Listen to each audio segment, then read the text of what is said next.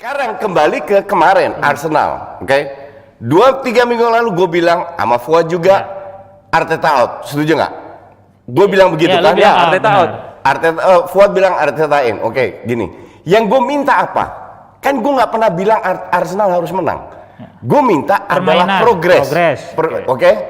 Kita harus ada perbandingan. Perbandingannya apa? Lawan Wolves, lawan Leeds, lawan bla bla, Aston Villa. Kalau lu lihat permainan berkembang, ada progres, lebih bagus, banyak peluang fighting spiriting, kita fair lah.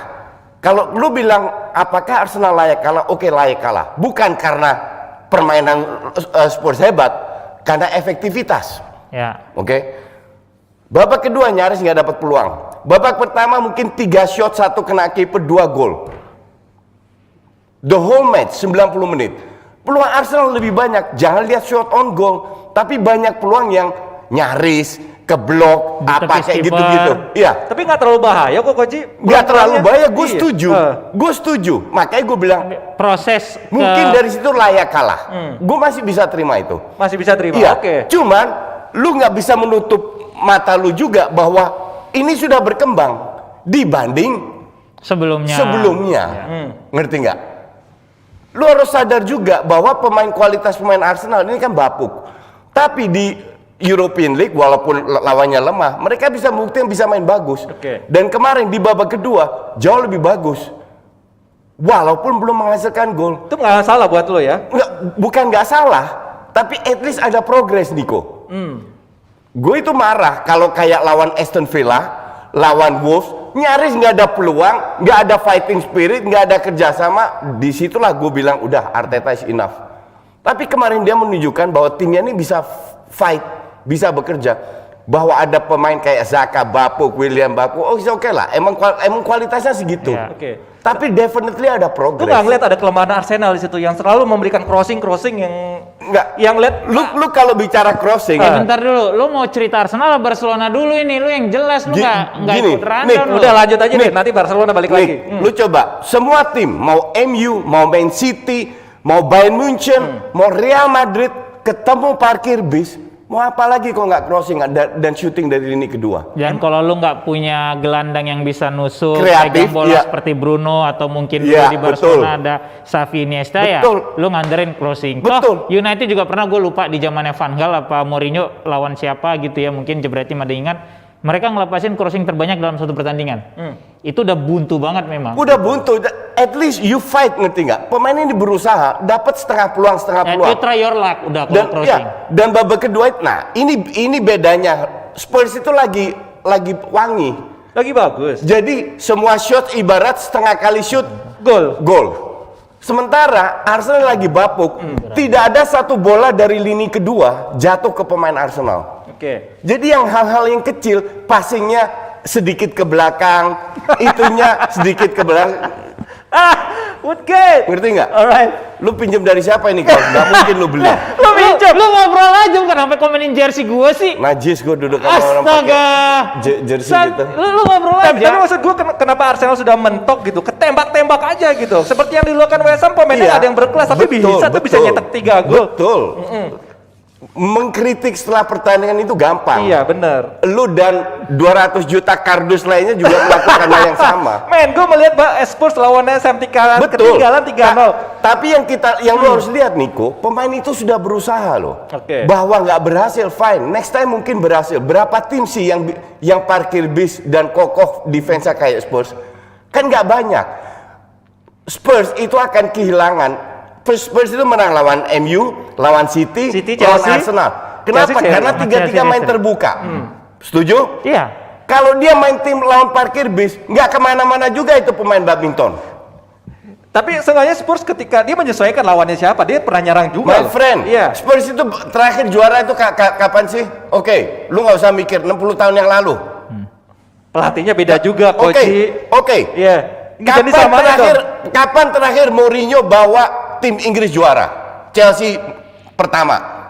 Juara apapun trofinya kan bisa. 5 tahun lalu kalau MU juga bisa dibuat juara. Europa League. Enggak, ini kita cerita IPL. Gue kan lagi, maksudnya gini loh. Lu lihat IPL dong, jangan Piala Ciki dong. Dengan statement yang tadi Koci katakan, ya gue akhirnya ngomong. Tadi gue sebenarnya malas ngomong nih, kayak dia waktu yang United kalah kan dia cuma gini-gini sama gue nih. Anjing gitu dalam hati gue kan gitu. Gue sebenarnya ngomong-ngomong, gue cuma pakai ini. Gue gak gini juga, gue cuma Terus, ketawa. Lu tau nggak kenapa gue pakai jersey belakang namanya ini? Iya, kenapa? Dia tahu bekas main di mana? Madrid. Iya. Barcelona kalah? Kalah. Arsenal kalah? Kalah. Woodgate punya hubungan sama Madrid dan Spurs. Oke. Paham kan sekarang filosofinya kan? paham. Gitu. Biar orang ngerti gitu. Jadi lu clear dong ya bahwa Arteta stay dong jadinya. Enggak. Loh, dengan statement yang lu udah bilang Iya, mau nggak mau tadi bilang ada progres. Bentar. Oke. Progresnya kan baru 1 match. Iya, oke. Kalau ada progres 2, 3, 4 match, Oke. fighting spirit tinggi, walaupun kalah I don't care, Arteta Oke, stay. berarti right now you still Arteta out or Arteta stay? Right now, I give him a little bit the benefit of the doubt. Benefit of the doubt. So you give him a chance to prove Yeah. himself. Yeah. Jadi kalian yang nonton Jebret Tim jangan membelokkan apapun kata Koci ya, bahwa he is Arteta stay. Not Pada Arteta. saat ini. Pada saat ini. Oh, Iya, kemarin kita lu cerita bilang. sekarang. Pada saat Iya, ini. Iya. Kita cerita sekarang, Oke. gitu loh. Jadi udah tugas gue udah selesai. I Cuma don't have itu doang. nothing to do. I have nothing to explain bahwa Arteta stay. Enggak, Kak. Karena netizen itu sampah. Apa yang gue bilang sekarang, Arteta, ntar kalau 4 match, seandainya 3 match jelek, gue Iya. bilang Arteta out, dibilang gue stay. Oke. Ngerti nggak? Berdasarkan match ini, semalam ya. dia layak mendapatkan kesempatan lagi. Oke. Karena sudah kelihatan lebih bagus bermainnya daripada lawan Aston, lawan Leeds, lawan Wolves, dan lain-lainnya. Iya, jelas. Karena semalam itu babak kedua dia nguasain possession ball 74%. Nah, Yes. Men, 74% lawan tim yang dilatih Mourinho bukan tim sekelas Sheffield United, Iya, betul, West Brom. betul. Ini Spurs. Tapi kayak tadi kata Koci, sama seperti kasus MU waktu yang kalah besak Sahir kan Satu. orang bilang segala macam. Mungkin ada pemain-pemain yang udah nggak mau main buat Arsenal. Nggak mau main under Arteta. You have to think about it. I Gitu agree, loh. I agree. Iya kan? I Dan agree. perbedaannya adalah Ole dengan Arteta. Sorry ini gue jadi nyinggung ya. Ole berani ngebuangin Deadwood-nya. Dia udah tahu, dia investigasi nih masalahnya. Dia buang Lukaku. Walaupun sempat musim lalu, kenapa lu jual, lu nggak dapat striker segala, tapi kan itu resiko yang diambil. Iya, Nah, iya. sekarang Makanya dia menurut ambil gua, Cavani kan?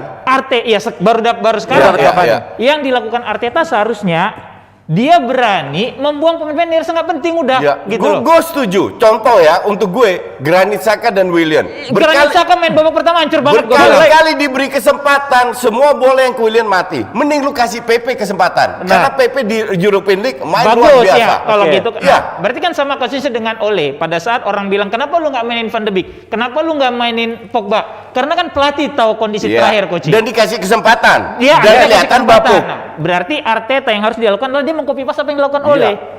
Oh, Setuju. mau copy paste. Iya Ya, dong. nggak, copy Setuju. paste dalam arti Oke. memberi kesempatan kepada pemain lain Pemain-pemainnya. di mana satu tim tidak boleh tergantung satu orang. Betul. Dan Itu apa yang yang dilakukan Ole dilakukan. dengan dia mengistirahatkan Pogba, dia cari pemain yang punya kaliber besar, dan menurut gue ini Auba ini udah nggak bisa main. Lu mesti cari satu striker yang bikin Auba ngerasa shit, gue bisa Gue diistirahatkan nih. setuju, nggak ada kompetitornya. Gue Iya. setuju. Gue udah bilang juga di Twitter, kalau perlu Abah dicadangin. Nah, bagusnya Ole kemarin nih, Ole apa Arteta? Ole, Ole. bentar. Dia cadangkan Bentar dulu, Bruno Arteta belum Fernandes. selesai. Bentar, ini contoh. Oke, Dia bentar. berani cadangkan Bruno Fernandes. Oke. Dia Ngambil kasih resiko. kesempatan, dia kasih kesempatan Van de Beek, Pogba Sidoni. dan Van de Beek. Lihat bisa main nggak? Kagak. Hancur-hancuran Jelek. ternyata. Nanti kita bahas At ya. least dia mencoba. Nah, ini harus dilakukan oleh Arteta juga. Cadangkan Aubah.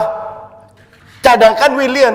Kasih pemain muda kesempatan. Yang jadi masalah dengan Arteta, dia itu sayang banget sama yang namanya Nketiah Pukima itu. Kemarin kan diganti, Mabele. Pemain sampah Hampir jatuh gua. Kemarin Pemain masuk ganti sampah Mabele. itu, Iya. ngerti gak? Gokil. Bangsat itu bener-bener, itu yang bikin gue gedek. Dan juga Granit Xhaka. Kenapa nggak diganti? Kemarin Thomas Partey itu baru aja dan belum fit loh. Shot Arsenal pertama itu Thomas Partey. Iya, Thomas Partey. betul. Walaupun nggak on target Iya. ya, but at least he's try. Betul. Dengan pengalaman Dan- yang buat dari Atletico, dia berani. Dan kalau lihat hanya Partey yang di tengah yang berani ke depan. Betul. Saka di press dikit, passing Lembek, kiri passing. kanan. Nggak berani main. Dia juga nggak Dia dapat passing uang. ke depan, Nah. mandul langsung. Oke. Makanya dia takut passing ke depan. Oke. Ya, terus kenapa Arteta pasang itu kalau lo pingin? That's Nah, why. Oke. That's why inilah Arteta harusnya sudah lihat pemain kayak Xhaka, Nketiah, Willock masih 50-50. Itu nggak layak. Pepe sama Reiss Nelson main bagus, nggak dibawa bahkan. Dia nggak bawa. Itu yang bangke. Ngerti nggak? Okay. Lu mau kasih mereka Auba berapa kali kesempatan lagi? Dan ini udah 10 match ya kalau nggak salah, cuma bikin 1 ke 2 gol kalau nggak salah gue ya. Satu yang lawan MU doang, penalti dua gol dia bikin. Tapi ngelihat performa dia juga semalam, gue rasa ini orang emang udah seharusnya Luis dan kalau lu ingat di awal musim gue udah bilang sebenarnya Arsenal itu nggak perlu perpanjang kontrak Auba, lu jual atau lu pinjemin, lu cari striker yang bagus. Jual gitu. Harusnya. Itu kan gue udah bilang, lu cari di episodenya, gue udah bilang DPI bahwa Arsenal tuh ngapain perpanjangan kontrak dia, dikasih ban kapten, besar kepala. Fuad, sebenarnya kalau di match-match sebelumnya ya, gue masih agak paham karena dia sering kali nggak dapat bola. Tapi kemarin sering dapat bola, bapuk juga gitu. Jadi kasih beberapa kali kesempatan di mana dia dapat bola, pasangkan El Neni atau Partey. Sekarang Partey nggak ada, ya udah Ceballos sama El Neni yang berani ke depan, nggak dipres dikit, balik. Saka, Tierney sama aja itu. Terlalu textbook mainnya. Kita ini juga pemain bola. Walaupun bakat kita pas-pasan nggak sampai pro, tapi kita bisa ngelihat karena kita ngerti bola segala macam. Tapi balik lagi ini, sorry gue jamin ke Barcelona ya. Ini baru kemarin gue tanya sama Mas Sabto. Ya pada saat kita di sini gue tanya sama dia, kan waktu itu dia ngotot bahwa United tidak konsisten under Ole. Sebenarnya gue bilang, lu silakan cek klasmen. Kalau dibikin klasmen nih, dari mulai pandemi, dari mulai Januari atau Februari kalau nggak salah sampai saat ini, poin United itu cuma kalah 3 atau 4 poin di bawah Liverpool. Jadi orang kan menyorot tidak konsisten karena pada saat ada satu match nggak kalah kayak kemarin misalnya Arsenal awal-awal itu wajar gitu loh. Nah sekarang gue balikin sama dia, menurut lu Barcelona konsisten nggak? Saat ini nggak, ya udah selesai berarti urusan, dan kebukti kan lawan Cadiz dia kalah. Jadi emang ini tim juga belum konsisten. Koeman cuma udah punya nyali untuk kayak berani mencoba, memberikan kesempatan. Lionel Messi, dia udah berani gitu loh. Cuma pemain dan mainnya bagus loh. Kalau misalnya Koeman main jelek, nggak create peluang, itu beda ceritanya. Gue tidak konsisten, gue bisa terima. Betul. Tapi kemarin itu murni finishing doang, dan kipernya lagi bagus. Dan kalau itu emang dulu nggak bisa salahkan pelatih. Makanya gue bilang orang yang terlalu cepat bilang seorang pelatih itu harus out segala macam. Ya lu lihat dulu dong permainan secara keseluruhan. Bener, nih Koeman baru berapa hari sih? Dan Cadiz juga menang lawan Madrid loh. Cadiz menang lawan Madrid. 2 tim udah pernah dikalahin tuh. Jadi masalah inkonsisten apa enggak, lu juga mesti lihat trennya tuh berapa. Kemarin kata Valen di sini. Konsisten tuh sebenarnya dihitung berapa lama sih? Lu mau 10 pertandingan. Ini baru 20 menunjukkan satu musim apalagi kita lihat dengan pandemi pre-season yang pendek. Jadi 10 pertandingan masih kurang. Dan masih ada 28 match sampai akhir. Santai aja. Gue yakin 1.000.000% Spurs akan turun. Untuk gue yang Barcelona dulu nih. Bentar, untuk gue yang agak konsisten itu Liverpool, City sama Chelsea. Man United lu sebut dong mulai naik. Bentar. Yang keempat ini peluang paling besar, walaupun masih ada Wolves, Everton dan lain-lain, paling besar itu Man U. Ngerti nggak? Makanya gue berani taruhan sama Hanif. Spurs nggak out ya? Nggak bakal turun. Karena sebagian besar tim itu parkir bis lawan Spurs. Sebagian besar tim itu parkir bis lawan Spurs. Di situ mereka kesulitan. Mereka cuma menangkan dengan counter. Lawan Arsenal, lawan City, lawan MU. Dan itu yang gue bilang di hari Jumat kan, bahwa nanti ini justru pada yang disukain olehmu adalah dia akan membiarkan Arsenal masuk. Itu yang Arteta kepancing. Di situ pengalaman berbicara. Betul Koci. Lu harus akui kan Mourinho Iya, maksud gua ya justru itu. Tapi kan terkadang gini loh. Lu mau nih lu end produk lu maunya apa? Kan gitu. Lu lihat Lampard musim lalu 3 kali lawan United, kemudian dia mulai berubah gitu ya. Awal musim ini, lu lihat main di Old Trafford, nggak enak banget, boring, kosong-kosong. Tapi ini kan musim pertama, real musimnya Arteta. Iya, makanya maksud gua kan berarti emang lu harus kasih kesempatan. Semua orang pada saat dia nyoba nanganin, dan Arsenal bukan klub kecil, dia bukan asisten, dia punya tanggung jawab penuh di situ, gitu loh. Padahal untuk fans Arsenal, dan gue yakin gue bisa bicara dengan atas nama mayoritas fans Arsenal. Fans Arsenal cuma berapa? Kembalikan lagi bermain filosofi seperti zaman Wenger dulu. ball. Main bagus. Zaman Wenger pas top-topnya ya, bukan 5 tahun terakhir. Itu gue juga mengakui enak banget Arsenal mainnya. Mulai dari situ dulu lah. Kalau lu bisa menerapkan itu, kayak lu main di European League, kemenangan itu datang sendiri, Niko. Nah itu bukti di Europa League Koci. Iya. Karena itu kita udah bahas. Lawannya lemah. Sama lawannya jauh. Nah sekarang tinggal masalah mental harus dirubah. Tapi kemarin itu untuk gue semoga ya menjadi stepping stone turning lah. point. Ya. Bahwa mereka kedepannya berani bermain. Itu dulu lah. Karena mereka punya kesempatan, mereka punya kapasitas untuk iya, menguasai pertandingan. Lawan MU babak pertama. MU nggak ada peluang babak pertama. Iya kan? Setuju? Iya, sepakat gua. Artinya bisa kan? Bisa. Nah, ini yang nggak kelihatan. Ini yang gua harap setelah match kemarin itu berubah. Bahwa apa yang perlu dibenahi dari seorang Arteta terhadap Arsenal? Apakah chance create-nya harus diperbanyak? Pemainnya itu harus lebih punya nyali. Chance create itu Nico, apa yang udah saat di lapangan. Nah, kemarin kayaknya nggak ada sama sekali, cuma crossing. Siapa bilang salah? Lu nggak nonton gua kan malu. Banyak bola bawah juga nggak dapat. Crossing itu juga part of chance create. Gimana sih lo? Itu kan bola yang diumpankan ke gawang untuk menjadi suatu peluang. Headingnya dari Lacazette yang nyaris-nyaris semua. Lo lihat ya, pemain-pemain Arsenal siapa yang jago sih di bola-bola udara? Lacazette, Auba, minim header. Sedikit banget. Betul. Tapi dari bawah pun juga ada. Percuma kan menurut gua. Half chances betul. Sekarang it's very easy untuk mengkritik tim yang gagal. Yang kalah. Semua orang juga bisa melakukan itu. Tapi lo harus lihat, bukan hanya mereka berjuang, dibandingkan kembali lagi Niko, lu harus apple to apple. Lu kalau melihat peluangnya Arsenal dibanding City atau MU ya jelas kalah. Ngerti nggak? Tapi lu lihat dibandingkan 4 match sebelumnya udah ada perkembangan. Tapi ini the worst Arsenal team ever mungkin setelah. Gue setuju. Karena mereka cuma mencatat 2 shot on target di babak kedua dalam 5 atau 6 pertandingan terakhir kalau nggak salah. 5-6 pertandingan dia, gue setuju. Yes. Yang kita bahas kan kemarin dan sebelumnya, yang which is dua jenis pertandingan yang berbeda. Sebelumnya gue setuju. Tapi kemarin walaupun gak banyak shots, tapi banyak setengah peluang yang di depan gawang digagalkan. Berani mengambil gitu risiko umpan segala macam itu. Kan gak harus shot on target. Banyak sama kayak Barca. Barca itu tipikal tidak sering shooting dari lini kedua. Betul. Dia jadi akan shootingnya bola sampai ke dalam. Tapi ke dalam. Bahwa itu digagal, bukan mereka nggak dapat peluang kan. Tapi lo harus akuin, Mourinho tuh taktiknya oke semalam. Oke, my ass lah. Amen. Oke, apa taktiknya sekarang gue tanya?